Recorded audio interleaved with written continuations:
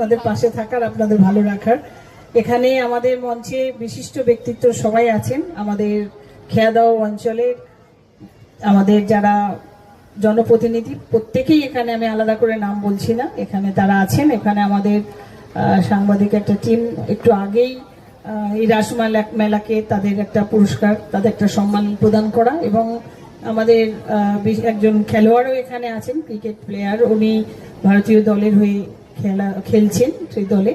এবং আজকেই আমি একটু আগেই বলছিলাম আমাদের বাংলার মাননীয় মুখ্যমন্ত্রী মমতা বন্দ্যোপাধ্যায় যে ক্রিকেট বাংলার এই আমাদের ভারতবর্ষের যে সুনাম অর্জন করেছে মহিলারা, তো সেই মহিলাদেরই জন্য একটা কিন্তু স্টেডিয়াম, ক্রিকেট স্টেডিয়াম কিন্তু তৈরি একটা শুভ সূচনা আজকে কিন্তু করেছেন বাংলার মাননীয় মুখ্যমন্ত্রী।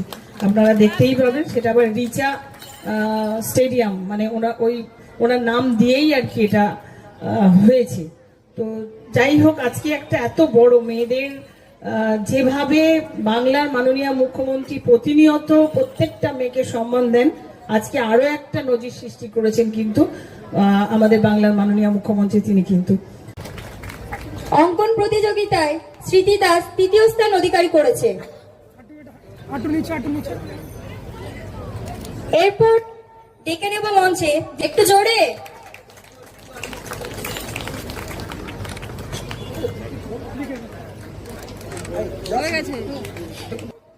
রাজনৈতিক প্রেরণা মাননীয়া ফিরদৌসী বেগম মহাশয়া, আমরা সবাইকে অনুরোধ করব মঞ্চে দাঁড়িয়ে একটু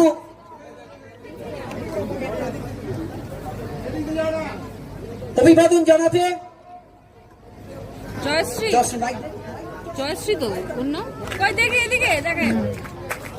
আমাদের মধ্যে উপস্থিত হয়েছেন সোনারপুর উত্তর বিধানসভার বিধায়িকা, আমাদের ঘরের মেয়ে, সোনার মেয়ে, আমাদের অক্সিজেন, আমাদের দিদি আমাদের মধ্যে উপস্থিত হয়েছেন।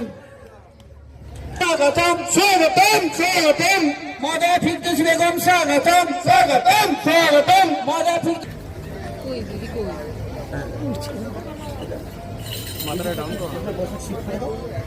মাথাটা কেটে নিলেই তো হয়।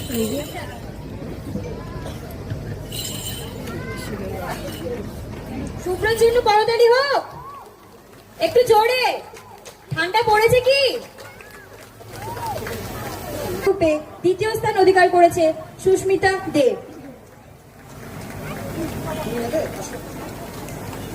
এরপর মঞ্চে ডেকে নেব বিভাগ গ গ্রুপে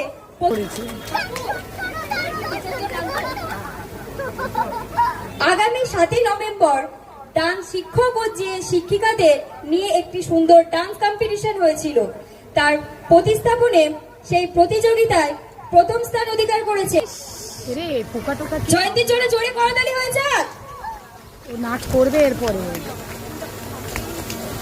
এ ভাই, কে ড্রোন চালাচ্ছে?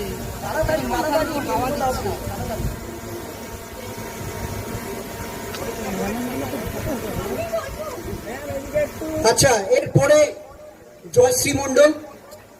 হ্যালো, এর পরের প্রতিযোগী আপনারা নিশ্চয়ই জানেন, 7 একজন গৃহবধূ হিসাবে আজ আমার হয়তো ওখানে থাকার কথা ছিল, ওনারা না থাকলে আমি এখানে কখনোই আমার জার্নিটা এতটা সহজ হতো না। একটু তাড়াতাড়ি বলবো আমার দুই বাবা মাকে স্টেজে আসার জন্য। আচ্ছা, পরের পঞ্চম স্থান অধিকারী এখানে বড় বড় যারা আছে, আমি ওদের কাছে আমার নমস্কার দেব। আর আমি খুবই খুশি কি আমাকে এরকম একটা অনুষ্ঠানে বারবার ডাকা হচ্ছে, আর আমাকে এরকম উপস্থিতি মানে এরকম মঞ্চে বারবার ডাকা হচ্ছে, অ্যান্ড আমাকে বারবার মানে মনে করিয়ে দেওয়া হচ্ছে কি আমার একটা বড় রোল আছে, যেটা আমি পেয়েছি আমার গুরুজনদের থেকে। আমি চাইবো আমি কি করে আমার ছোটদেরকে যেভাবে আমি যেরকম ভাবে আমি হেল্প করতে পারি, আর ওদেরকে ওই বড় স্থানে या फिर কোনোদিন দেশের খেলার জন্য যদি আমি কিছু হেল্প করতে পারি, ওইটাই আমার কাছে একটা বড় কাজ বলতে পারি। সো আমি বেশি কিছু বলতে চাইবো না, বাট আমি নিজেকে খুবই গর্বিত মনে করি কি আমার কাছে ওইরকম সুযোগ পেয়েছি, আমি ইন্ডিয়া টিমের খেলতে পেরেছি। অ্যান্ড আজকে যেভাবে ইন্ডিয়া একটা ওয়ার্ল্ড চ্যাম্পিয়ন ভাবে যেভাবে বলা হচ্ছে, ওটার জন্য তো শুধু আমি না, আমি আশা করি কি সবাই বহুত মানে খুশি, আর সবাই চেয়েছিল এই একটা মুহূর্ত। যৌথ রাস উৎসব কমিটির পক্ষ থেকে অসংখ্য ধন্যবাদ জানাই কমিটির প্রত্যেক সদস্যদের, যারা অক্লান্ত পরিশ্রম করে আপনাদের সকলকে এত সুন্দর সুন্দর অনুষ্ঠান উপহার দেন। আপনারা সকলেই জানেন যে প্রতি বছর বিভিন্ন ধরনের অনুষ্ঠান দিয়ে আপনাদের মন রেখে দেন সেই যৌথ রাস উৎসব কমিটির প্রত্যেক সদস্যরা। ঠিক তেমনই কালকে আপনারা আর এক আকর্ষণীয় কিছু দেখতে চলেছেন। আপনাদের মধ্যে কালকে পরিবেশন হতে চলেছে গাজন যাত্রা। গাজন যাত্রার নাম সব মানুষ মানুষ নয়। এই সমস্ত ভারতবর্ষের এক অন্যতম ঐতিহ্য, যা আপনাদের মতো কমিটি আছে বলেই আর আপনাদের মতো সুন্দর দর্শক আছেন বলেই এইগুলো বেঁচে আছে। অসংখ্য সদস্য এবং দর্শকদের ধন্যবাদ জানাই যে আপনারা আজকের সেই সুন্দর ঐতিহ্য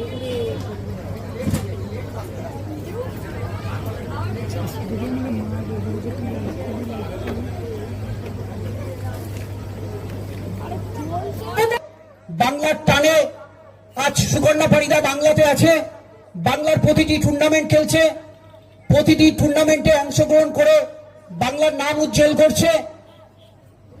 সেই সুকন্যা পারিদা ছোটবেলা থেকে পালান চ্যাটার্জি ক্রিকেট একাডেমিতে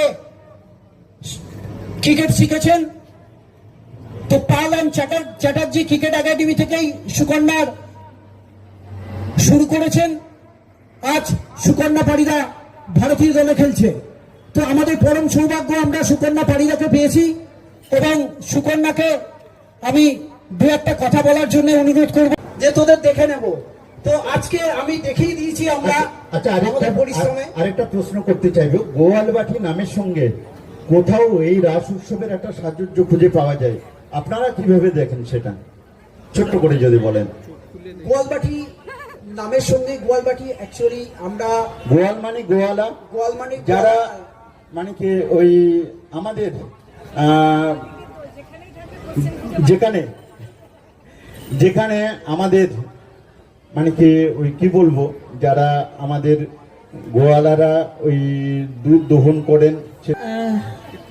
প্রথমত আমাকে বলছে শরীর খারাপ, তো শরীর খারাপ থাকলে যদি আমার দাদা ভাই যারা আছে, যারা যেখান থেকে যা প্রোগ্রাম করবে, যদি একবার বলেছি তো জীবনে শুনবে, ভালো সবসময় ভালো থাকে। মদন নস্কর মহাশয়কে ব্যাচ উত্তরীয় উৎসব কমিটি 2025-এর সকল সক্রিয় সদস্য তাদের নিষ্ঠা, পরিশ্রম ও সমাজের প্রতি অকৃত্রিম ভালোবাসার মাধ্যমে রাস উৎসবকে সাফল্যের এক অনন্য উচ্চতায় পৌঁছে দিয়েছেন।